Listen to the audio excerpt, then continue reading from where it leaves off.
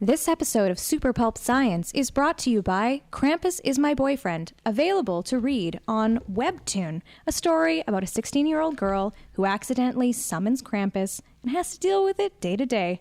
Monsters, mages, and feelings all wait for you. Krampus is My Boyfriend.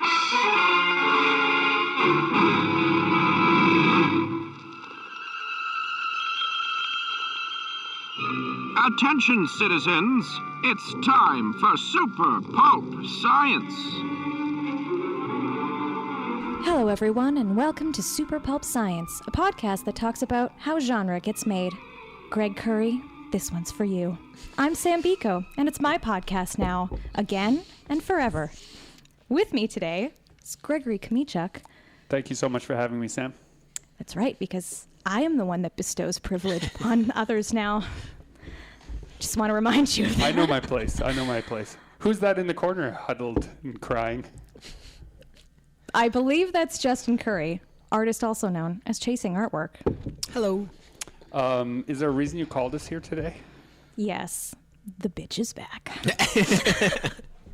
All right. For the dear listener who is tuning in because you became aware of our podcast after the 100th episode, what you don't know is that Samantha Beiko, our now majestic host, not co-host, has been on the most episodes of the podcast of any guest that we've ever had. She was the former editor of a graphic novel series that I worked on. She came in and did business operations for us here at the studio. So the only reason Asterisk I was on the podcast so much is because I was just around. Asterisk. No, and you became a person that when you disappeared from the podcast, I received a number of emails saying, "What happened to Sam? What have you done? What's wrong with you guys?" She's the only reason I listen. There was a little bit of like undercurrent drama, like what happened? Yeah, where'd it go? I want to know the hot goss. Yeah. Justin. So let's talk hot goss. What really happened is you got crazy busy working. Well, actually, maybe we should give the dear listener a little bit more context. You write books. You make comics. Yep. You have edited, 100, 200 books? How many books? Yeah. Yeah. Sure. Just throw that out. I mean, there. I've worked on over 200 books in some capacity. Book shepherd. Yes. And so that is why we leaned heavily on Sam's expertise these many years and why we're so glad to have you back. Tell us where you've been. Well, dear listener, the void is so comforting. I just didn't want to leave it. So in fall of 2019, I released the third book in my Realms of Ancient trilogy, The Brilliant Dark. So I was doing a bunch of conventions, but I was also working a full-time job. I was hired in what I would consider a different stream. So I've worked full-time. Out from under us, I might ask. Yes. Yeah. And it was an accident. It was a former peer who I worked with at Cheesine. He asked me to join a copy marketing team. So I write copy, but I write it for social media advertising now, for television. And I immediately said no when he asked me to do this, because I don't have any training, didn't have any acumen. And at the time I had absolutely zero interest because I was like, publishing, I want to just do publishing and work on the books. But I said yes because he actually begged me. So I write the Facebook page for Hallmark Channel USA, which is an aggregate of all of their programming. So I have to know all of the shows, all the movies, all of the sponsorships, everything that goes through that page. It's followed by 1.8 million people. And I also write the show page for When Calls the Heart. And it sounds kind of like how God's name. How is that a job? I think you qualified it though. 1.8 million people. Yes. So you're right. Yeah, and it's just another form of advertising. It's another platform in addition to a television channel for them to get word out, but it's much more concentrated because people have chosen to follow these pages. But the work volume was a very steep learning curve. And now I've been working at that job for a year. I'm the editorial manager for every single page. We have 10 of them, and I hire people to write them, and I train them, and then I work with the client on developing. So many questions. On developing different just means of communicating with with your fan base. So very different from book publishing. And but however, it did allow me to be at home and work on my creative projects. See, the pattern recognition part of my brain, I see a little glimmer in Justin's eye too. He's probably sensing it. The thing, when you said like, oh, I didn't have any experience with that, I should say no. The idea of running copy with clarity as the point and having to manage all kinds of different IP and know where the story was and where it's going. You trained your whole life for that. For a novelist, certainly, but I'm pretty verbose novelist. Because we've talked about this. My novels are like 130,000 words, but each of these posts is distilled down into 200 characters. Right. So you have to really be like straight to the point and get the information in and entice people to watch or engage with the asset you're putting up, or etc. So there are a lot of factors. But yeah, I don't have any training in creative communications and advertising. Maybe I've written a couple of press releases when I was an intern in publishing, but that's about it. But yeah, it's and surprisingly, I still really like it. I'm not a full disclosure listener. Actually, in Winnipeg, that's where a lot of Hallmark films are created. They're put out, in 2 to 4 weeks, and we have a pretty bustling film industry here because we have a lot of really great credits and we have a lot of local companies that are really awesome. And a lot of Hallmark programming is filmed in Canada, in Vancouver, in fact. So. And Hallmark has a very different flavor from the genre. Like your books are filled with magic and murder, really. Yeah. And the Hallmark is like a very different. It's true. Although caveat, we have another channel called Hallmark Movies and Mysteries, which is written by someone else, but it's all about murder and. Ooh. So, but it's just a fun job because it's got some kind of challenge to it. But I really like my team. We're all pretty content, and the flexibility to create is very important because in December of 2018, I started my own comic, which I was kind of loath to talk about when I first was doing it on the podcast. I was like, I don't want to talk about this because I didn't feel legit because I was just starting. So I'm about 13 months in of consistently. Let's talk numbers. 13 months. You're 13 months in. Mm-hmm. How many pages? 120. 120 full color written illustrated pages. Mm-hmm. They're up on Webtoon. Yes. And when you started, talk about that journey. Like you upload to Webtoon. To the dear listener that's never heard of it, tell us what it is and how it works. So the name of the comic is Krampus is My Boyfriend. It's a very straightforward title. It is a fantasy romantic comedy. And when I started it, I just put it up on a URL that I owned on WordPress. And, some people in passing would be like, oh, yeah, you make a comic. That's nice. My 10 loyal readers. And I felt blessed that anyone was looking at my garbage. And I would upload maybe like a page a week, 2 pages. And then kind of in July, I had been a huge consumer of Webtoon. We've talked about it before on the podcast with Drake, when Drake came in. Before we leap, there's a space in there, in that ellipses. Where you're making a page a week, whether anyone's reading it or not. Correct. Was that more for yourself? That's what I want to know. Yeah, because I really wanted to. It's funny. When I started this comic, it was so I could learn how to make comics. Because I was a comics editor, I was doing script work, and I had started out as an artist before I had been an author, but I had quit because I was like, suck. And so Art be hard. And I was in fine arts and I hated the program at my university. So I pivoted and was like, publishing.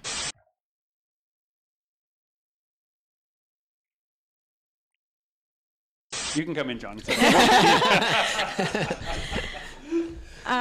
walked in a really awkward situation. So yeah. Actually, Jonathan was like my first reader. Yeah, we won't cut Krampus. around that. For the dear listener, Dr. Jonathan Ball had burst into the studio unannounced, and all 4 of us, producer Dan, who we didn't introduce earlier, all looked up like we were caught in a lie because we were so engrossed in our conversation that John immediately froze at the door and let it slowly start to close like he was just going to leave. But we've invited him in. I saw some grapes from you. And he is now going to eat our snacks and make some notes in the corner. So this is an unofficial endorsement of Writing the Wrong Way, Jonathan Ball's podcast. You can go check out. Bless Jonathan Ball. He's also one of my patrons on Patreon, my first readers, and he has a cameo in issue 2. Yeah. Oh, yeah, because people can pay to... Yeah. can, So yeah. was Patreon before Webtoon or in conjunction with? Or It was before. It was before. But I created a tier for cameos while I was on Webtoon. So I was making the comic for me because I really loved this story. I had been spending years writing this really dark young adult fantasy series, and I was like, so emotionally tired about people dying and having Grim stuff. Grim. So I wanted something bright and poppy because I love anime and I love romance and I really love Krampus. So how could I marry those two? And I was creating it because I was just eager to see the story. I really just wanted to see it in front of me, even though I will look back at those original pages and be like, ugh. Yeah, it's hard, right? As you should. God, it's horrible. Not that they're, but you should whoa, always. that was but such no. cold business. Oh my God, it was bad. My process was bad. I Yeah. was like going so slowly, but then as I started to, approach scenes that I was really excited about because I was like, I remember when I thought of this scene. Right. Now I'm finally doing it. That excitement kept propelling me to keep going. So I had issue 1 in the bag, and so that was 43 pages of content. And I had loved Webtoon for so many years, and I was like, you know what? I'm just going to put it up on Webtoon. Found a tutorial on how to format it, and I started in July. And What is the barrier to a person who's hearing this that says, hey, I've got 60 pages of my own webcomic or 15 pages of Isn't my own it webcomic? an endless scroll? It is. So you have to reformat it. So listener, I format my comic for print first, and I format it in such a way that it makes it easy to format it for scroll. The way that you format for Webtoon is it's panel by panel. It's really not to anyone's benefit to put several panels on a row in a very thin device like a cell phone for visibility. So it's just one panel as they're scrolling that they're reading.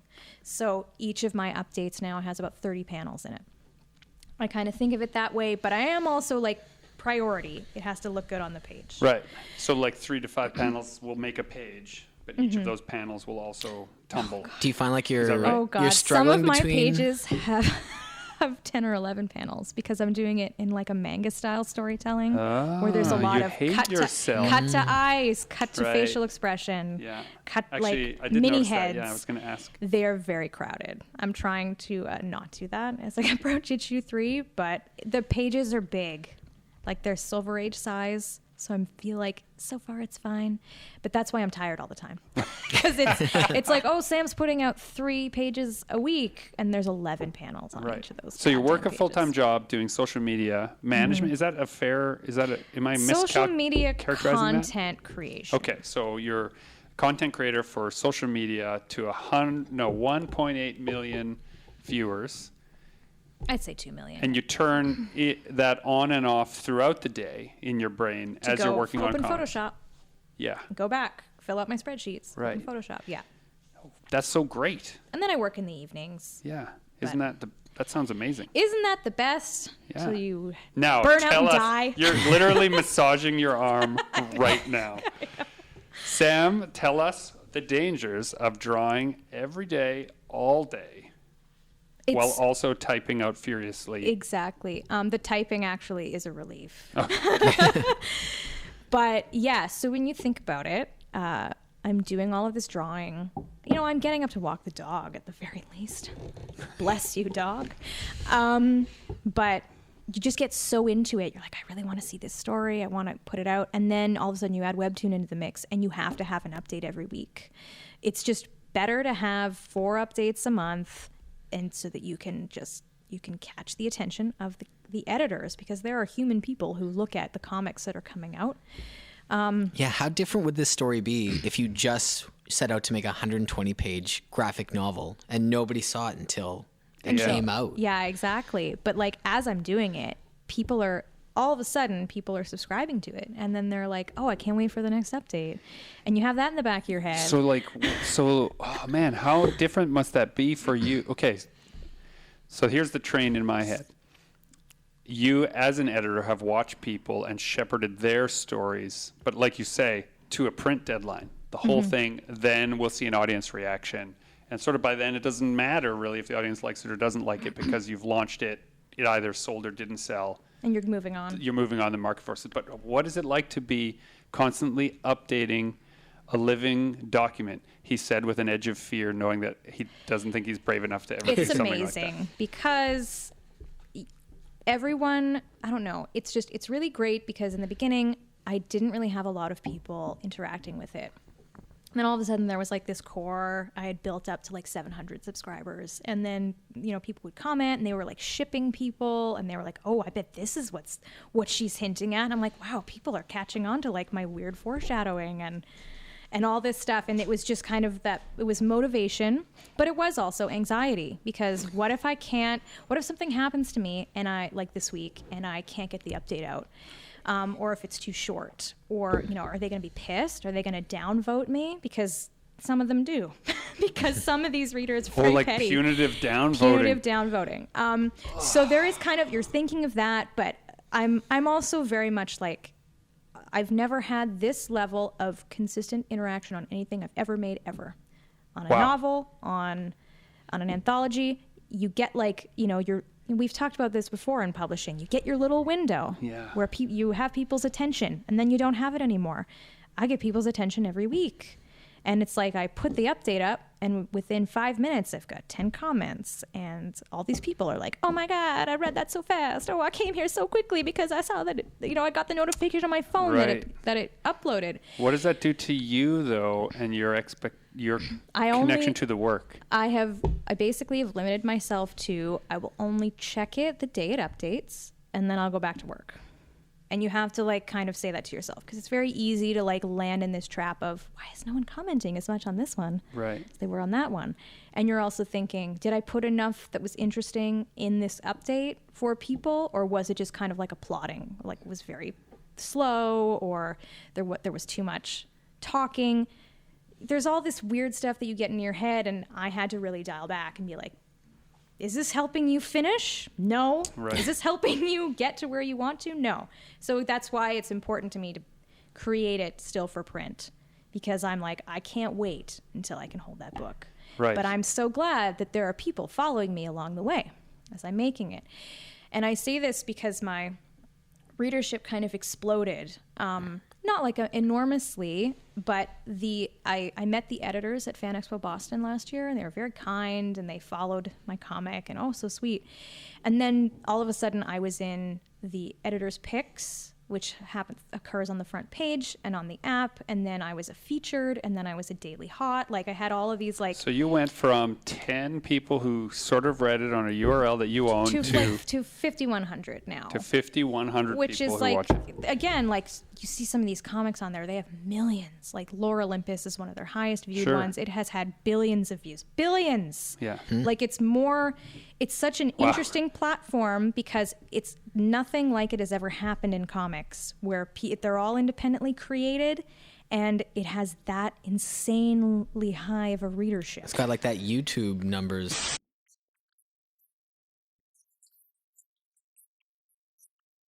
Is there an editorial at Webtoon? So there are two different levels, and it didn't used to be like this. So they're 5 years old now.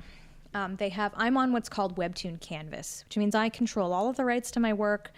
The only pressure that I have put on me is self-imposed for people who like my work. And it's just creator-owned, and I'm able to join what's called the ad sharing program, which you're able to join when you get a certain number of monthly views and subscribers. They'll put ads at the bottom of your comic, and you can pull in a revenue from it. Right. It's like 10,000 views or something, right? I'm sure that metric is a moving target it's these days. 40,000 a month in the U.S. only. Okay. Like you can be being viewed everywhere else, right. But they're just looking in the U.S. and you have to have 1,000 subscribers.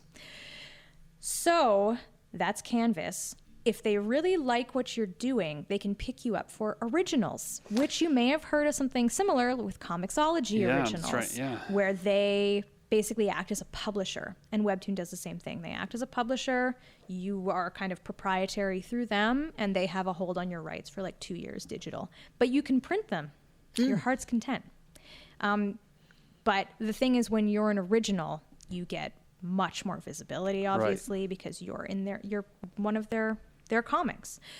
So I mentioned It's kind of like earlier. how the old record industry used to run. Yes. You'd cross the threshold and they'd move you up to their big tier. Yes. So I had mentioned Lore Olympus specifically because I had started reading it in 2017, 2018. And Webtoon puts out these videos on their YouTube channel where they interview their like top originals creators. And Rachel Smythe was saying, like, you know, before I became an original, no, I couldn't pay anyone to look at my stuff. Now she has like, it's insane, billions of views a year, the highest accessed comic. She consistently puts it out. She has hired a team now to help her to keep the updates going. And her series was optioned by the Jim Henson Company via Netflix for an animated series. Just because she put it up on Webtoon's Canvas, like their Canvas iteration when she first started. Well, not just because. Because because she produces work of consistent quality. Yes, and the consistency is key. Yeah. If you aren't like, people take breaks all the time. There are artists I follow, like one of them broke her hand and she couldn't draw, but she came back and her followers were still there. They were still really supportive. You announce that kind of on your comic when you need a break, but the consistency, the having content a week is what keeps people coming back, which again is not something that's ever been done in comics. Right. I mean, web comics with consistent deadlines, but like monthlies are kind of what you're focusing on, right? Oh, I see what you mean. Like, because I was just gonna, like an issue. Well, actually, and you know, like the comics have been on a regular schedule like that. But you're absolutely right in that you wait, you get your story at the end of the month, 32 pages, well, 22 pages really. But in your case, every week I can see a little bit more as it's going. Mm-hmm. Yeah. Wow. So it's been a journey. Yeah. But I currently am on a break because with this full-time job and with this comic, I'm working all the time. And also just drama in the publishing industry that I was directly involved with. Big sigh. Yes, big sigh. I don't know how much we'll get into it because we did talk about it before. Yeah, before this, we vented a little bit, dear listener, before. So we'll just say that Sam has put in her fair share of helping out all the areas of publishing that have been affected by recent dramas, and leave it at that, maybe. Yeah, and also the decade changed. Everyone, did you notice that when everyone was posting their insipid? This is what I did in the last decade. Look at me. And I expressed this somewhere on social media that every time I saw one, I felt sick because I knew that I had done things in like 10 years, but suddenly they felt insignificant and like I had done nothing. And then I was just burnt out. I was burnt out from doing a million cons, much less than you guys did, but still to me, many. And working a full-time job and working on the comic, and I was just dead. I was just dead. Maybe would it be true to say that I think you're a little bit more, as you're like, your natural state is a little bit more introverted than perhaps Justin and I. We're more able to go out into the world and like turn it on, more or less. Don't put me on the same level as you. Yeah. What do you mean? You're great at it. What do you mean? See, the thing is, yes, but I can very easily turn it on. But I was just tired of it. It is exhausting. I was like, because all of a sudden, well, not really all of a sudden, but working on the comic, it's quiet. I get to be in my own head. I was like, I really enjoy this. I enjoy working on a craft. In some kind of like accessing something in my brain that I wasn't getting from novel writing because it was very visual. You're thinking about way more things, and what you're producing, it takes way more time. Yeah. But it was way more meditative, and I was like, I don't want to go to cons. I want to just make my comic. Yeah. And I suddenly felt like, Christ, why haven't I been doing this like for the past decade? Because like you said, I was spending all my time building a career based on helping other people get their projects off the ground. And I guess maybe I was just like, also, oh man, I've spent 10 years building this career, and I don't really like publishing because of these two companies I worked for cratered because they're awful, and God, that sucks. And I could have been doing something else. So I'm just kind of like now leaving the house because, like I said this to you when I came in today, I didn't feel like I had anything to talk about with anyone. I was just kind of like, no one really gives a shit what I've been up to. So I'm just gonna lay low, hang out with my dog, my husband. This is fine. It was nice. Yeah. It was nice. Well, both of those people. Peter's maybe a little better than your dog. So the dog, no, he's great.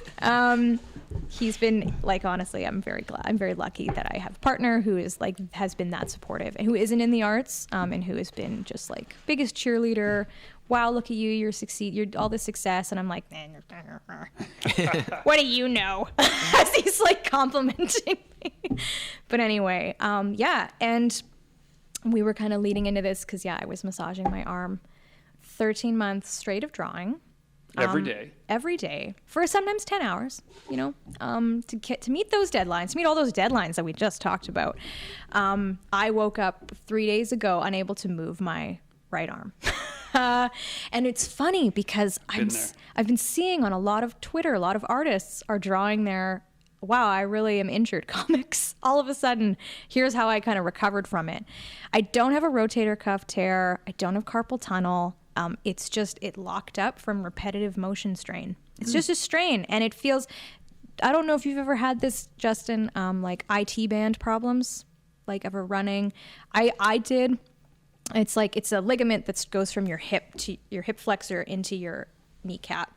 And it feels like stabbing. Yeah. It's like, it's a lateral outside pain. I've had the planters from the same kind of thing, I it's imagine. Similar, yeah. So you're just in this horrific pain and you think you've broken a joint. Like, you can't explain it. And then I had IT band problems. I went to physio and they like dug their hand into my knee, like 6 inches, and I'm screaming and it's horrible pain. Next day I'm fine. Just have to release all that lactic acid in there, so it's just inflammation. It's just everything is swollen and it's your body just telling like, will you take a fucking break? Yeah. So the only way to fix it is to move it. That's the only way. So like just having to like swing her around, like even this kind of hurts. Well, and for people who are listening to this who don't draw all the time, you may be saying like, how hard could, like what? Come on, right? That's what they're thinking. But you have to imagine that the rest of your body is still. Well, a certain focused set of muscles is super active and super focused. And it creates this really big dichotomy of tension between those still muscles and those moving muscles. And in that tension, a lot of problems can arise if you don't exercise very suddenly. Yeah. You think, oh, I just need to stretch, and you do. And then all of a sudden the next day you're paralyzed. Like, oh, good, I'm dying. Oh, good, the thing that I love so much, I can't do it. So that's the other caveat. You have to take a break from the thing that is causing you the pain, but you still have to move your painful part. Like, I couldn't do up my seatbelt. I couldn't put a shirt on. Yeah, full disclosure, during our really crazy deadline times here, I disappear at least twice a week, like during those really heavy drawing times.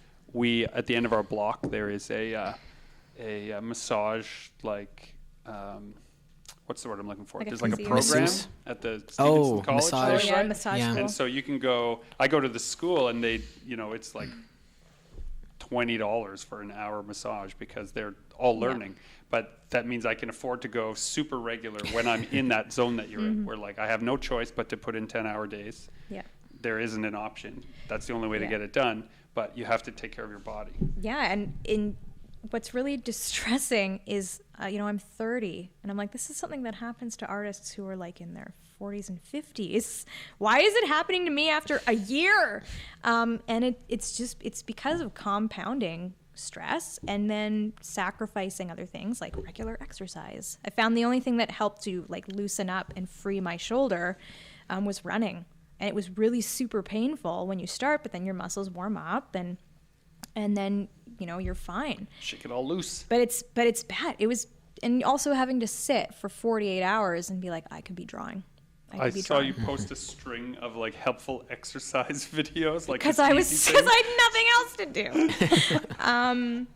Yeah. So, but I'm back at it now, and but you really have to pay attention to your posture, just how you're doing it. And I'm updating my whole workstation because the way I'm doing it, it's just not tenable anymore. And I didn't notice it until best friend Claire came to stay with me over the holidays, and she was watching me make the comic, and she was like, "Your screen is too small. Why are you working on such a tiny screen? Get a giant computer." She was not wrong.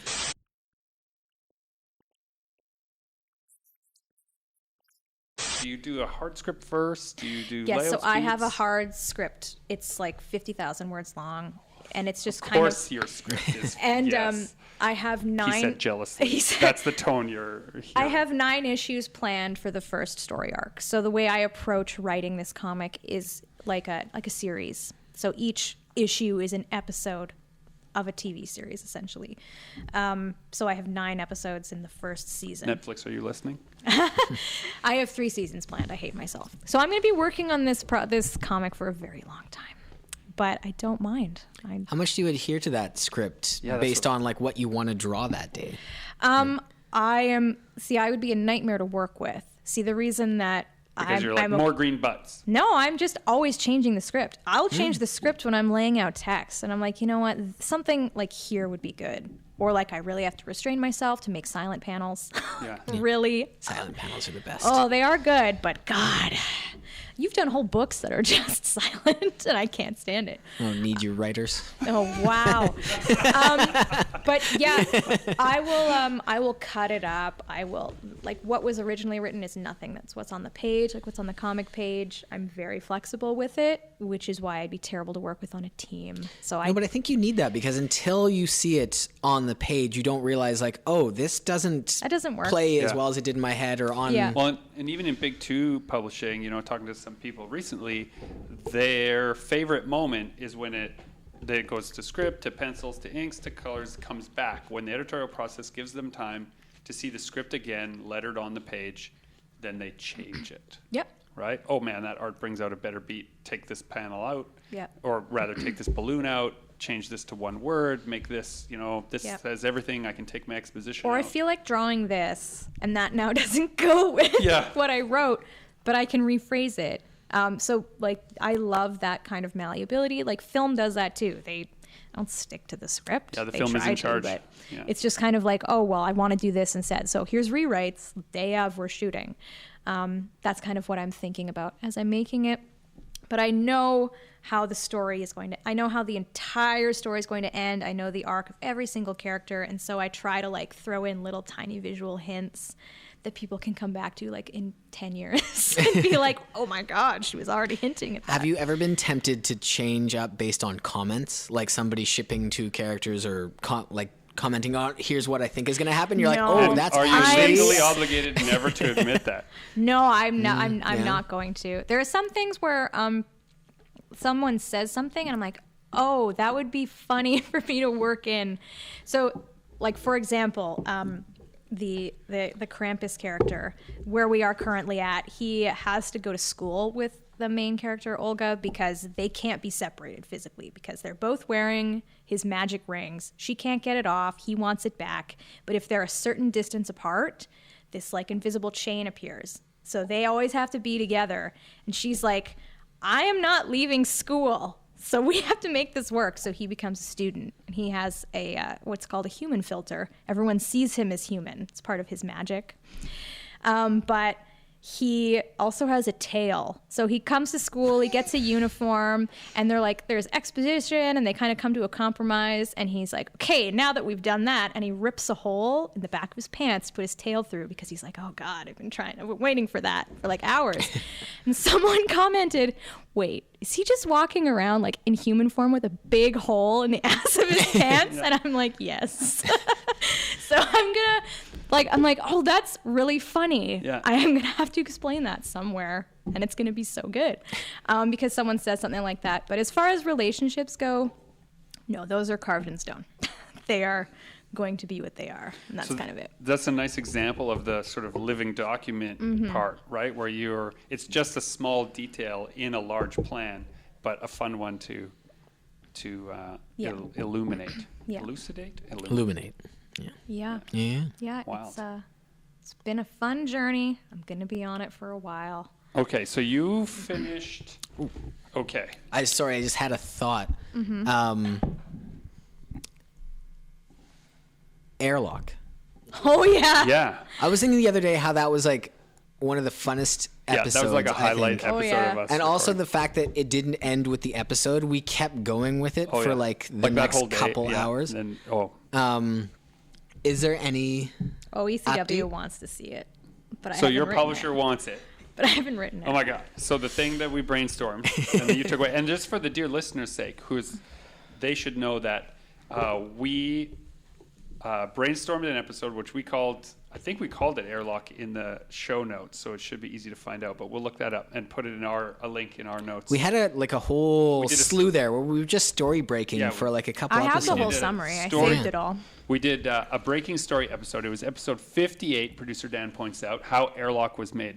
And then Sam ran away with a story while we were in the room. Like, she kind of figured out how it would be, how it could be a novel, how the structure could work. She did her Sam Beiko magic on it and sort of went away. Tightened it up and do a pitch. Yeah, tightened it up. And we I did said, pitch go it. do it, yeah. And I did pitch it at ECW, and they said, yeah, we'll look at that. But the thing is that I have all of these other novels in the works, and I actually haven't been actively pitching.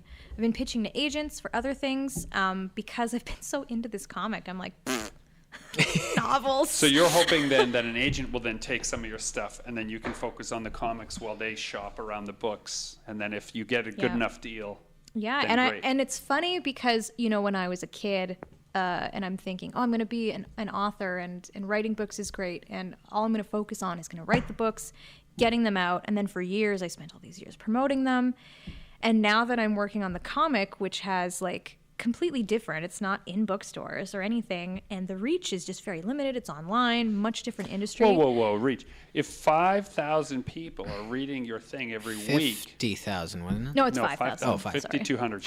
Someday. Yeah, someday. Maybe. But listen, 5,000 people are reading it a week. That's a hell of a lot more than most Winnipeg bestsellers, Canadian bestsellers. But the thing is, you can still shoot those numbers at someone, and they will still in their mind say, being a published author has more credibility than being an online comic creator. So then you throw your 3 novel series in their face. Yeah, that would hurt. Yeah. 3 of them. They're heavy. But the thing is that I'm making this thing principally for myself. Like, other people read it. That's awesome. I'm making it because I really, really love making this story. It's for me. And, my publisher is kind of like, hey, what's the next thing? And I'm like, I don't know. I'm busy. See, but this is part of what we were talking about with the needing to maintain your own health, right? How are you going to be able to create stories on a regular basis for a publisher in that publishing machine if you can't maintain your own healthy creative output, right? Yep. Like, that's just and it's not tenable otherwise. No, and I mean, you also do get kind of into the cycle of, I have to make a comic for this weekly update, and with a book it's like an 18-month tale where you've written it, and then it has to go through all these different phases of editorial, sales, then it's on the shelf, and then they're like, what's next? And that's a long tail. And I brought that up not to be like, hey, remember that project that we started on? Get it done. It was more that I had so much fun during that episode, and we should bring you back just for a storyboarding episode. Story break. Yeah, because it's, you get some client work, and you get these projects going with them, and then your own thing, your own machine starts to take over, and then it can become, there's too many people also wanting you to help them fulfill their dreams. Like, hey, my novel. Hey, my book. Hey, this. Hey, that. And that just, add that onto it. And that just made me mad, because I was like, and I keep getting so many people ask me, can you do this? Can you do this? And it's so cathartic to say no. Too busy. Honestly, I could do it if I was just doing Hallmark. I could be like, yeah, sure, I'll take on the odd client or two. But I'm like, no, because you're interrupting me from working on this project that's really important to me, that doesn't really, I don't get huge piles of money from working on this comic for the hours that I put into it. Maybe yet. You have the have-tos all covered by a day job that doesn't drain you completely. I felt that so deeply when I was teaching, that I had this wonderful job that I really loved going to. I'd wake up every morning and be like, man, I can't believe they pay me to do this job. It's incredible, which allowed me to then take on book projects that were, maybe more socially conscious on one side or more fun on the other, and I didn't have to worry about the paycheck related to it. I didn't have to grind that out first. Man, that was so freeing. And I'm in a different position now where I have to be more evaluative with my time and my attention for what will pay and what won't. And when, like, And because when. a lot of those freelance projects, they can take forever to pay out. Yeah. And the time, like the months and months and months, you're like, I'm not getting paid for the time I'm sitting around waiting to hear from them. Yeah. But the thing that chimed me was the no. Yeah. I turned down, during that time teaching, I turned down projects constantly. Yeah. At one point, I was turning down 2 or 3 pitches a week. There was like a 6-month period where it just seemed like, what am I doing? Why am I saying no to all of this? Everyone wanted to work. And it was because I was like, I have a book I love that I'm working on, and I have a job that I like. And if Yeah. I say yes to you, then I have to do one of those 2 jobs worse. And I feel that after so many years of being like, sure, I'll do it, and I'll do it for pennies, and I'll kill myself to do it for you, that I resent it now because it's a thief of my time and my joy. Yeah. So, I mean, this is nothing against my clients. I'm grateful for them because I worked freelance full time since 2015. That was amazing, and I'm so lucky that I could do that. But no longer. But the client, regardless, the client still has their dream, which you help them with. And now that you say no to helping them, they still have that dream. They can run off with that dream and go somewhere else and do something with it. Yep. You're not hurting them at all by helping yourself. But you do get trapped in a cycle of, yes, I have to help them.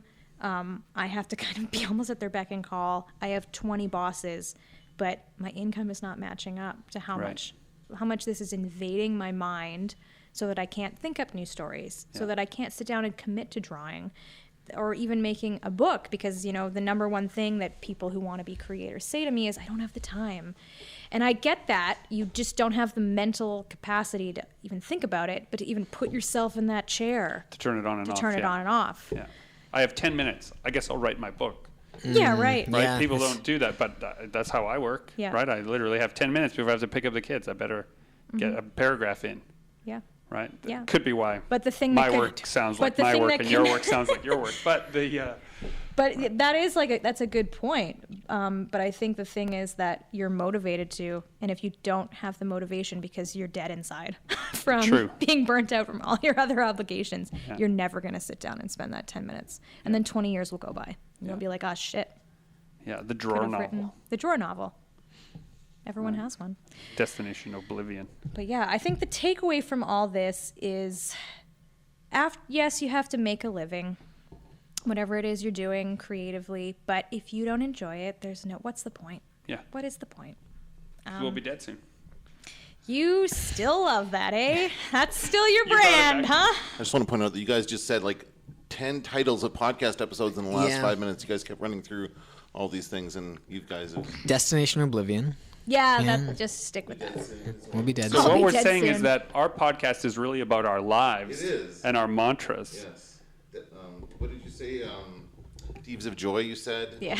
Yeah. Well, actually, we did use that as a podcast. So, yeah, this episode is brought to you clearly by our previous This episodes. is a montage episode.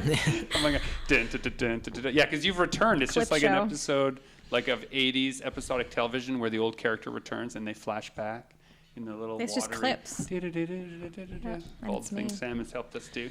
Such lazy episodes. That's right. Okay, I always hated clip episodes. so I sent you how are we doing for time, Dan? We're good. We're good. Okay. I sent you a message saying, hey, I want you to be involved in a potential writer's room scenario that we've got coming up. And you were like, yeah, maybe. Now, having heard you talk about how you break this down episodically, having thought about how much fun we had with Airlock, I realize now that we're going to have to offer you twice the money that we have. But what is a horizon that you are aiming for now? I want Krampus animated series where Yeah. I am the showrunner. That's what I want.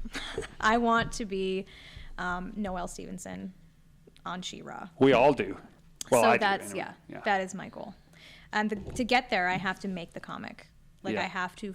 Honestly, it can happen. It could happen just the way that Webtoon is going. I just have to consistently keep my eye on the micro prize, on Yeah. the getting my weekly updates out, improving my pages, creating a story that people are engaging with and interested in, and something that keeps me happy, and just keep going. Like, I want to be finished. Like, it's very ambitious. I want to be finished issue 4 by the end of the year, but that would mean I'd have to up my page output by like 40 extra pages this year. Lower your panel count. Or are you seeing your speed increasing, like, still? Or yes, is it? Yes. Yeah. So much more efficiently. And I've just ordered a Cintiq. So I've been working with an Intuos. So it's like beside me and monitor. I feel like when I'm working on the actual surface, I'll be able to move a lot quicker because I'm doing a lot of like undo. Like, my other hand is hotkeying as I'm drawing. But I feel like I might be, closing my efficiency gap maybe by doing this, by changing It's definitely the fun setup. to watch when Justin's at speed working on panels or on a composition just right on that surface. Yeah. But I have those scripts done. I'm ready to dive right into it, and then I'm gonna have hundreds of pages of content that I can show people. I can create a pitch package where it will outline, like, this is where the series is going to go from here, and these are the characters, and these are all the things you So can you expect. have that outline basically already. So there's nothing to stop you from pitching it now. No, but I also want the work to happen, from my hand first, I guess. This is kind of an issue that you see in anime where it's a current manga and then they decide to make the anime at the same time, and then the anime outstrips the manga because it's being produced so quickly because the teams are enormous and they're really trying to capture or like work off of that captured audience already. Yeah. And then you have the manga that's just like, well, you already saw this in the anime, but here it is in the manga, like, afterwards. I don't really want to I want to just have a certain amount of comic content first before I'd be like, oh, pitching. If I did do pitching, it would be to a comics agent or a publishing company, like a bigger publishing company to take it on. But yeah, I just want to keep focusing on making it. That's where I'm. One brick in the road. Yeah, I have these these overarching goals and things that I can always pursue. But what it comes down to is I can't get there unless I keep telling the story. Sam, thank you so much for returning and taking over. Oh, no, it's mine now. Oh, it's yours now? Okay, you let us go when you're ready. That's right. Correct. I thought that was such a perfect ending because you were so wise and you were so focused on the story and the little pieces. But, I'll just be quiet until you tell us it's over. Oh, now I'm the asshole. Okay, you can do the closeout. You can take us home. Can I? Yeah. Well, gee, thanks, Sam. This has been Super Pulp Science, where we talk about how genre gets made. Justin Curry / Chasing Artwork and Gregory Kamichek have been so happy that Samantha Beiko allowed us to be on her episode of Super Pulp Science. Join the fight and make comics.